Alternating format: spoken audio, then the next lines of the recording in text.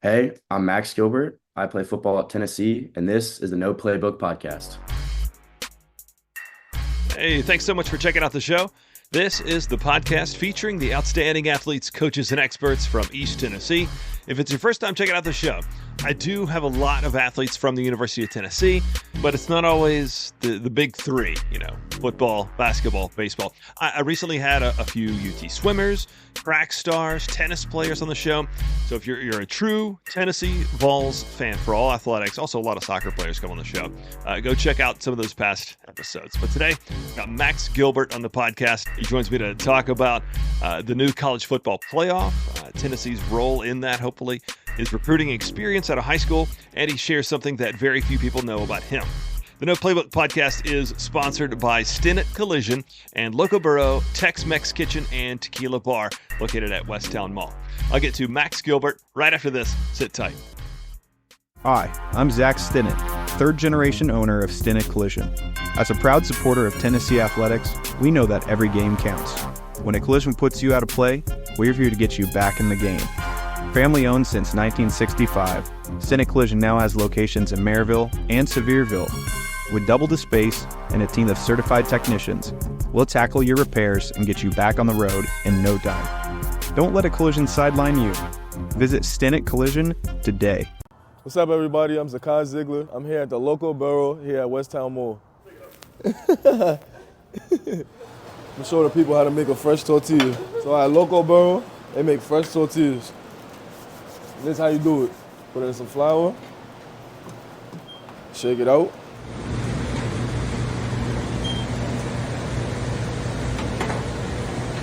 Boom. And that's how the magic happens. Pretty nice scenery here at the rooftop of Westtown Mall. I'm liking the vibe. A little chill vibe, chill area.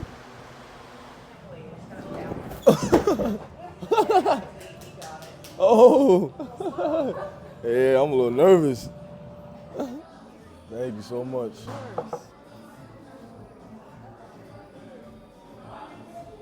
Wow, that's good. If you come to Loco Burrow and use my name, you'll be able to get 10% off. So make sure you stop on by. I might be the best cook on the team. Think that's good? Yep, you can go ahead and flip it. Hands, please. Chef Boy RZ. Okay. How are things? Good. How are you? Very good. I took one of my kids to the game yesterday, so that was a lot of fun. Yeah, big win. I mean, should be, but that's still fun every time we win. Absolutely, man. Final game in Neyland. What did that feel like for you? Yeah, hopefully. I mean, we get another one this year in Neyland. Maybe. That's right. I guess there's still a chance of that. Yeah, still a chance. We get another one. Final regular season game in Neyland this year, which was awesome. Huge win against UTEP. And they gave us a good fight in the beginning. But we kind of got it together offensively in the second quarter. Defense played well, another shutout, which, I mean, best defense in the country, in my opinion. And it was awesome, seeing the seniors and the emotion that they had. And even in the student section, at the end of the game, we go up to the band. The students, all the senior students in the student section, they were all crying too, just upset about leaving this university. Yeah. When the team is having, by the way, a first quarter the way it was this weekend, is it like what is the coaching staff like? Are they all over you guys? Or are they just still staying positive? Like, we're going to find that groove? No, yeah, it's always, I mean, winning, losing, tied. The coaching staff always keeps the same composure on the field. It's never angry. It's always encouraging, always positive. It's going to happen. Just go out next play, next drive, and we'll make it happen. Cool. Well, we're talking about the college football playoff. I got to know, were you and other players like the fans where, like, I went to somewhere after it, and I mean, I was like passionately cheering for Oklahoma. I'm following at the stadium, like actively cheering for Florida, which felt really gross. Mm-hmm. Yeah, I think Heupel, he does the best job of any head coach in the country. Kind of just don't even think about it, don't even look at it. I mean, I haven't seen any of his press conferences about what he says about the playoff, but the way he talks to us, what he says is, don't even think about it, just worry about the next opponent. And of course, we were aware on the sideline when, the whole stadium's going nuts when they put up the Florida lost, or the Florida won, I mean. And But just for us, it's just about all about next week and just beating the team that's in front of us, and hopefully the committee and whoever's involved in that situation gives us an opportunity. Yeah. Well, talking about who's next, Vanderbilt, and Yep. it's not always something that you say, but you're like, they're actually a pretty good football team this year. So heading to Nashville, it's obviously an enormous game. How does that feel, I guess, going into Vanderbilt week? Yeah, I mean they're having one of their best years, and I don't even know how long. I mean, beating Alabama, beating number one team at home, winning a bunch of big games, winning SEC games on the road. It's been cool to see for them. I mean, Vanderbilt's kicker, Brock Taylor, has actually been, my best friend in the kicking world for a long time since I was in middle school. So it'll be cool to go play against him. During our last bye week, I went and stayed with him when they played Texas. But I'm really excited to go play in that environment, that stadium. Never been, I went to that stadium when they played last week, but obviously never played against Vanderbilt. Never seen what their fans are like, never been on the road against them. Huge rivalry, in-state rivalry means a lot to everyone on the team and the coaching staff to go out there and handle Vanderbilt. Yeah. I wonder if kickers or special teams guys, I guess quarterbacks too, but I had Jackson Ross on the podcast right before the Iowa game last year, Yep. and he was talking about how the Iowa punter was like one of his best buddies. Mhm. Uh, it's funny the way those relationships are formed and kept really friendly throughout, Yeah. careers. It's I mean, I call it a fraternity of kickers. Well, I trained in high school under Adam Tanowski, kicker, or his former kicker, kicked the University of Buffalo, had a chance in the NFL, and he's based out of Buffalo, New York, but he runs a lot of his camps in Florida, but trains kind of nationally high school kickers, college kickers, NFL kickers. So I'd say out of the 12 teams that we played this year in the regular season, I personally know I think 8 or 9 of the kickers that we played this year. And Georgia's kicker has been one of my best friends for a long time, and same with Vanderbilt.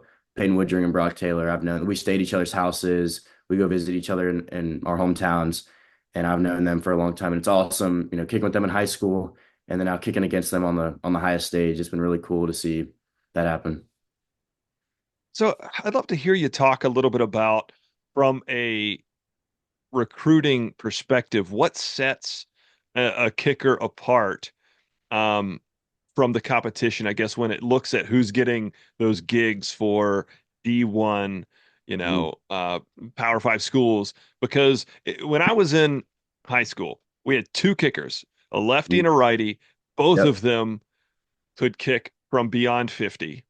And I was baffled that they like one of them went to Austin P and the other just walked on at Tennessee actually, but no real offers. And I was like, what are you doing here? You're making a 56-yard field goal in high school. I would think that you would have all the offers you wanted.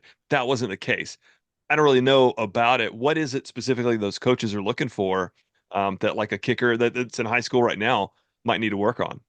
Yeah, I think getting recruited as a high school kicker, I think is the hardest position to get recruited by with nowadays with you look at scholarships, Division I football programs have 85 scholarships, and normally to a special teams room you get three. You get one for a kicker, one for a punter, one for a snapper.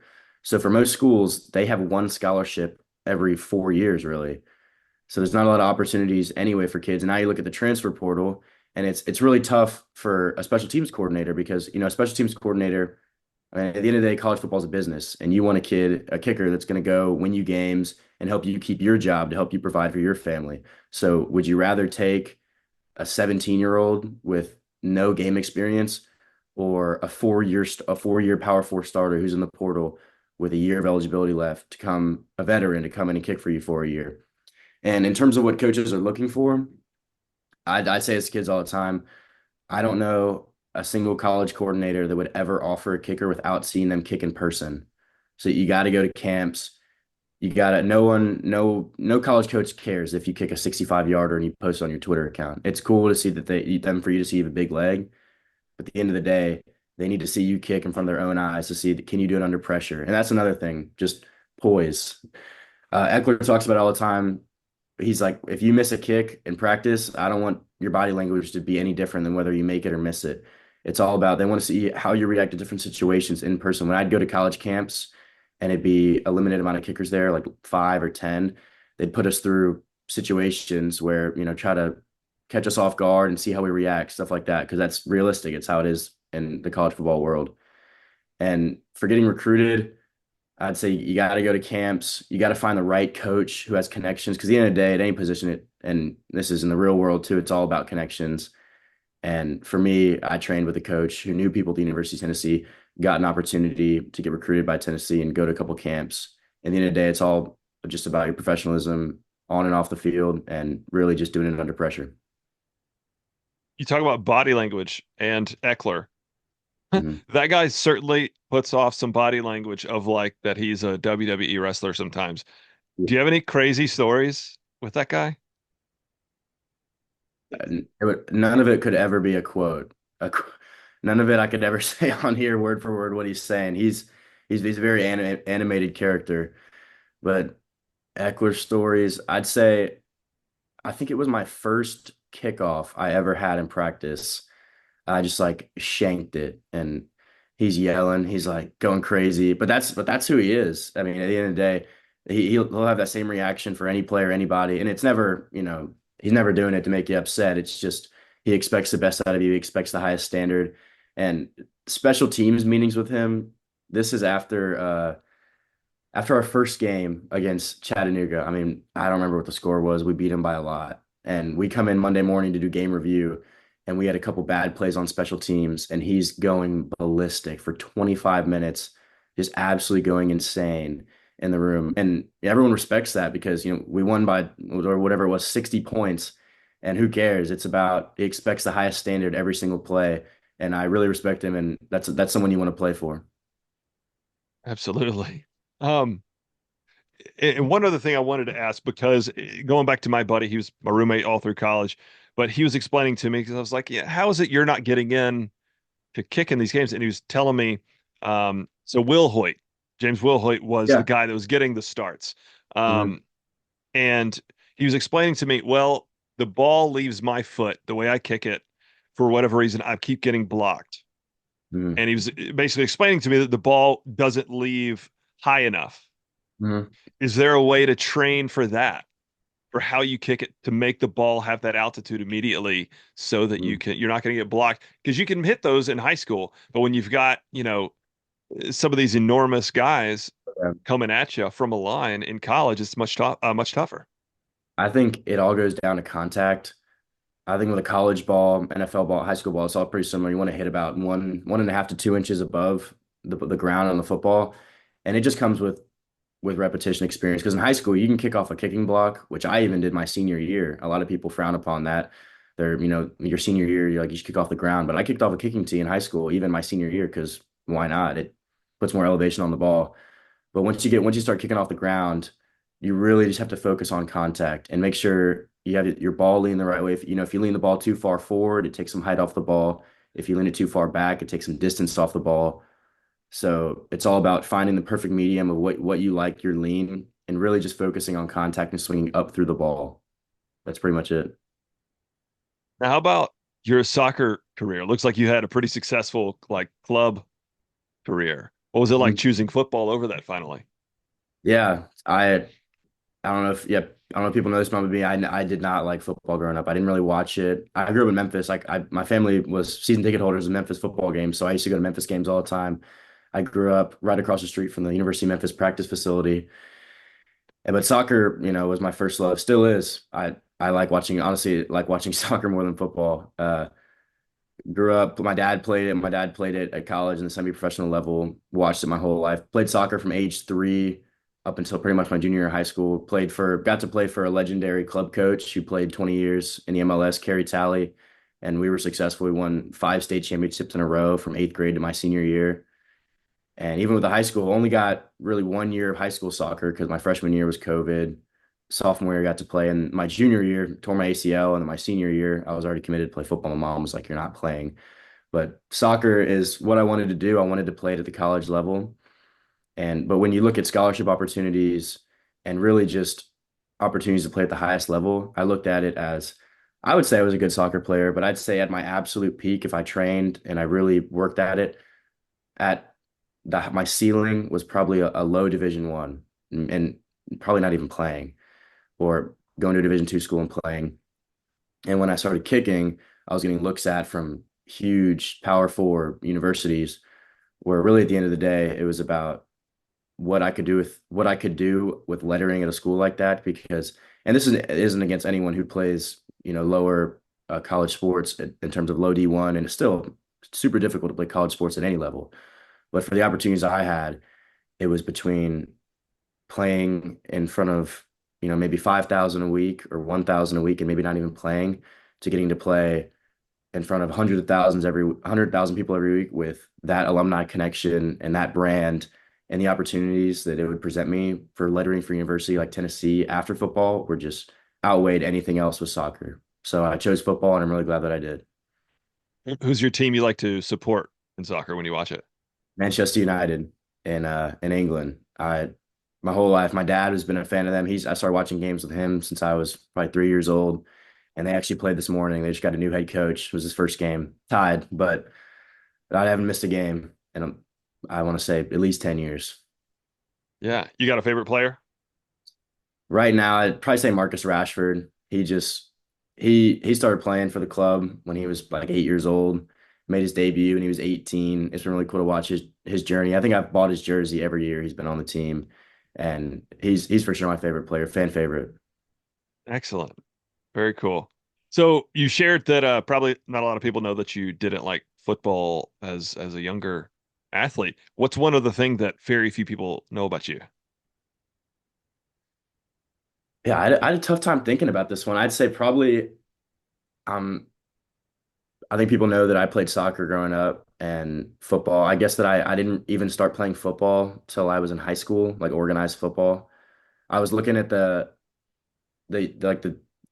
Tennessee social media posted for senior day a picture of every single kid, every single senior when they were a little kid playing football. And I was thinking, when I'm a senior, what are they going to post? Because I didn't start playing football until I was 14 years old. And it's not like I have a Pee Wee photo of me playing Pop Warner. So probably that I didn't even start playing football until I was in high school. I think the first field goal I ever kicked in a game was my freshman year.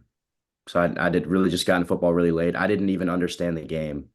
When I was a freshman at practice, I'd be sitting there talking to the kicking coach. I would ask him questions, and he would always just say, "Man, you got to watch football," because it was just embarrassing. I literally had the penalties. I understood, the how the game works, but in terms of penalties, all the little rules, all that, I was clueless. I had no idea. And still, if you look when talk about football, me compared to someone on a coaching staff here, light years away. But when I was a freshman, first started, I had no idea anything about the game. Let me ask you this. I know you're busy on Saturdays. Do you ever watch College Game Day? Oh yeah, we Okay. do. Have you seen what they've started doing, letting people kick for Yeah, yesterday was up to like $200,000. yeah. I see McAfee's segment.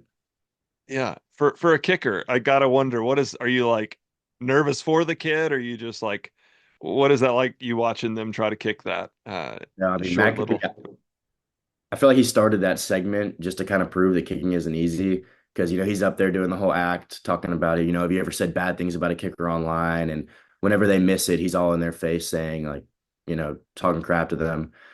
But yeah, in the on Saturdays, I mean, we've had all night games, it feels like this year, except for maybe two or three games.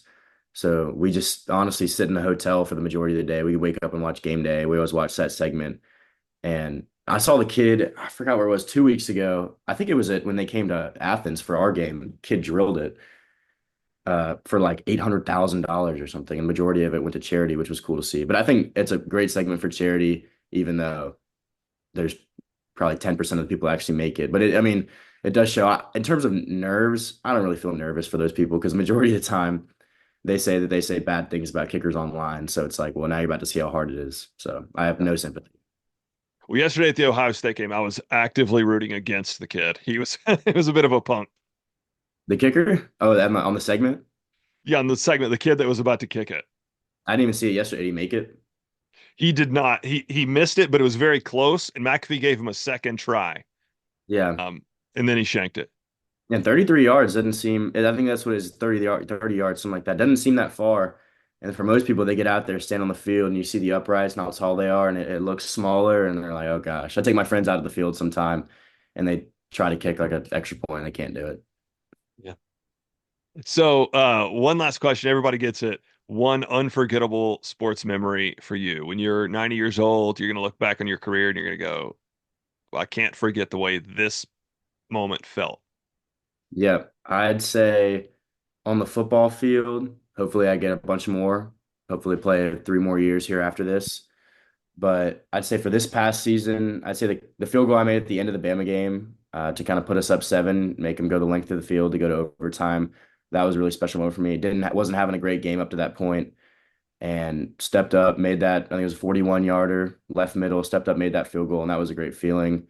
And the Mississippi State game had a horrible week the week before. Came into that game most nervous I've ever been for a game of my life, and stepped up, had a great game, made 4 field goals, and then soccer. I played soccer, won a bunch of state championships. I'd say probably the fourth state championship we won went to penalties, and I was the goalie for the team, and I saved 3 penalties, and I saved the last one to win it. And I won't forget that too. That was an awesome feeling.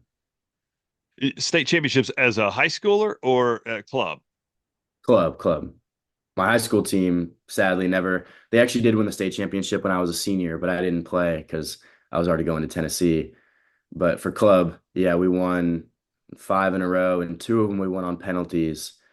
And the one we won my sophomore year on penalties was awesome. I saved 3 out of 5, and the last one was to win the game and getting swarmed by my teammates, and that was an awesome feeling. But yeah, Heck yeah. Well, real quick, the rest of the season, what's going to happen for Tennessee football? go out and dominate whoever we got on each Saturday.